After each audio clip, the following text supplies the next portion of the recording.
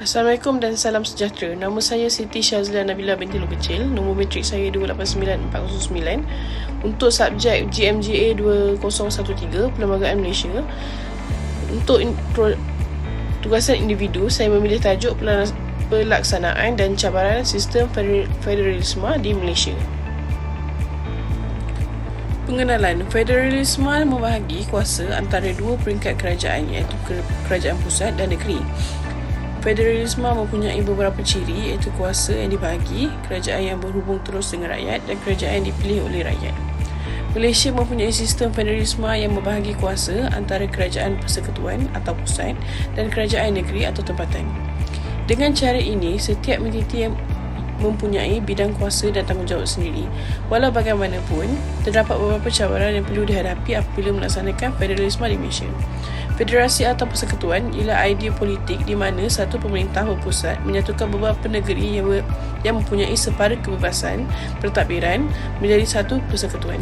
Dengan kata lain, ia membentuk kedua-dua peringkat pentadbiran negeri dan persatuan. Perlembagaan negara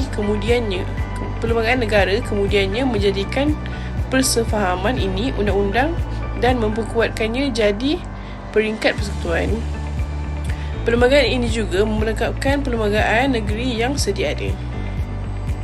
Teori atau konsep berkaitan. Konsep federalisme telah wujud di Malaysia sejak tahun 1896. Ia bermula dengan Perjanjian Persekutuan 1895 yang menggabungkan Selangor, Perak, Pahang dan Negeri Sembilan menjadi satu kerajaan pusat yang diketuai oleh seorang Residen Jeneral. Pada masa lalu, keempat-empat negeri itu diperintah oleh residen masing-masing, tetapi sekarang mereka diketuai oleh seorang residen. Masing-masing dengan memiliki kuasa yang terlalu luas sehingga kemajuan dan pembangunan di keempat-empat negeri ini tidak seimbang. Idea federalisme British telah berjaya mengubah landscape pembangunan ke semua negeri itu. Pemerintahan berpusat boleh menyelesaikan banyak masalah. Banyak negara demokrasi seperti Kanada, Amerika Syarikat dan Australia menggunakan sistem federalisme yang merupakan konsep pentadbiran kerajaan moden. Negara-negara biasanya memilih idea pentadbiran ini kerana mereka mahu mewujudkan persekutuan yang kukuh dan membenarkan wilayah mereka berautonomi di bawah satu sistem politik. Kebanyakan berpendapat bahawa di Malaysia, sistem federalisme dipilih untuk mengekalkan kedaulatan dan kuasa sultan di 9 negeri Melayu.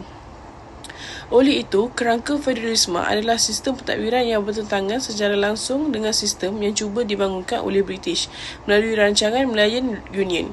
Sistem ini menggalakkan dasar negara kesatuan dengan kerajaan pusat berfungsi sebagai kuasa tunggal dan kerajaan negeri hanya menjalankan bahagian pentadbiran yang telah diberi oleh kerajaan pusat.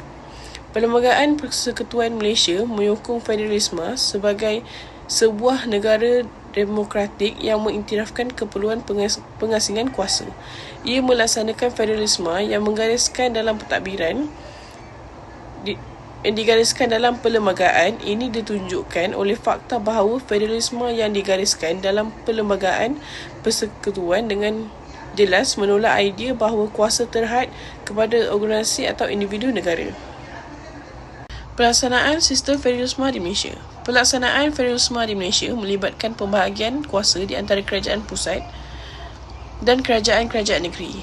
Sistem ini direka untuk membolehkan setiap entiti menguruskan bidang kuasa yang diberi kepadanya untuk memenuhi matlamat penumbuhan persekutuan dan meningkatkan keberkesanan pentadbiran. Pelaksanaan federalisme telah meningkatkan keperluan untuk kerjasama fiskal di semua peringkat kerajaan. Menurut amalan federalisme di Malaysia, kerajaan persekutuan mempunyai kuasa yang lebih besar, manakala kerajaan negeri menerima kuasa yang lebih sedikit. Ini memberi kesan kepada kuasa fiskal yang tertumpu kepada kerajaan persekutuan. Terdapat beberapa aspek penting dalam pelaksanaan federalisme di Malaysia.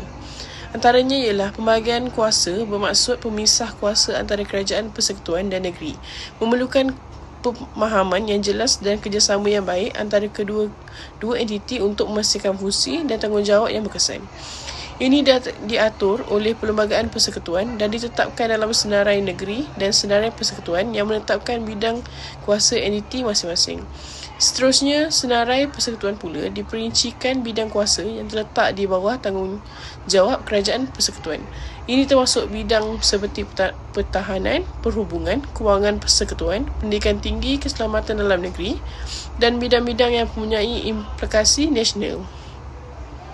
Kesimpulannya, secara keseluruhan, kepelbagaian budaya dan etnik Malaysia telah dilindungi oleh federalisme yang membolehkan pengurusan yang lebih dekat dengan keperluan tempatan dan membolehkan pertumbuhan ekonomi yang seimbang di seluruh negara.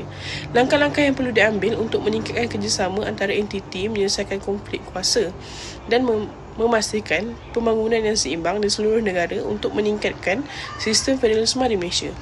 Sistem federalisme Malaysia berfungsi dengan baik apabila kuasa dibahagi dengan adil, sumber diagih dengan betul dan semua organisasi bersama dengan baik.